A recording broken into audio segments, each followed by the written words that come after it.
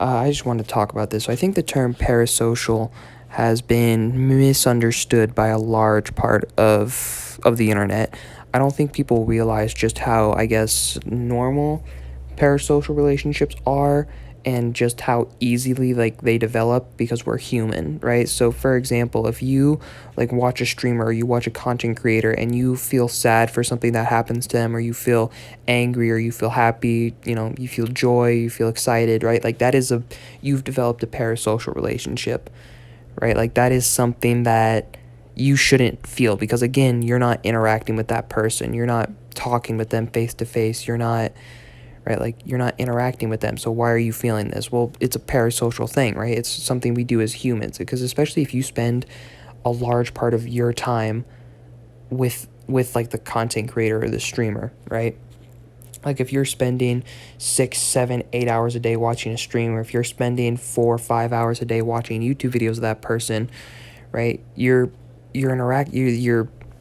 seeing that person, right? You are, and I think this applies more to streamers than it does content creators, because that's different. But like with streamers, you're watching this person live, right? You're watching them react to things you say, you're watching them react to things that happen in a video game or on a video, what have you, right? So I think it's normal to develop some sort of connection to that person, right? Because it's just, we're humans. If you spend a lot of time with someone, you're going to develop some sort of connection to them, right? And it's the same reason why we get invested into fictional characters, right? Like that is a parasocial relationship. These characters aren't real. We're never going to interact with these people, right? So why do we feel, why do we develop emotional connections to, the characters in Game of Thrones, or in Star Wars, or really just any sort of fictional media? Um, yeah, I don't know. I just wanted to talk about it because it was just something that occurred to me. Like, parasocial is not necessarily like a bad thing, right? Because it's a lot more normal than people like to think it is.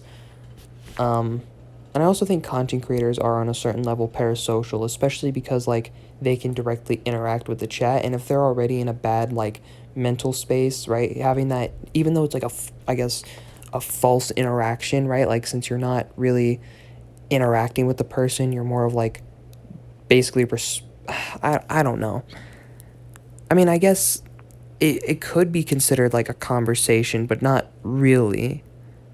I don't know. Anyway, basically, as a content creator, if you're constantly interacting with like the same chatter or the same commenter over and over and over again, and their comments, whatever they be, maybe, negative or positive, start to affect you, you've developed a parasocial relationship as a content creator, right? So I think that like developing a parasocial relationship, especially in our technological era where you can watch someone live stream, or you're just bombarded with the same media of this one person constantly, I think that developing a parasocial relationship is a lot more normal than people think it is.